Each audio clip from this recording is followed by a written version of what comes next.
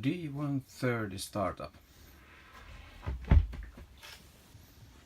Main switch on. This one has 2 batteries, so the alternatives are 1, 2 and both, so we put it to 1. Then open the seacock.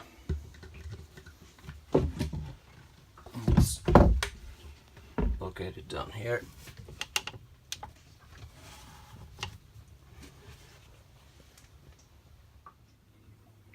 Then switch on the EVC, press this for a while. It takes about 20 seconds and then there's a beep.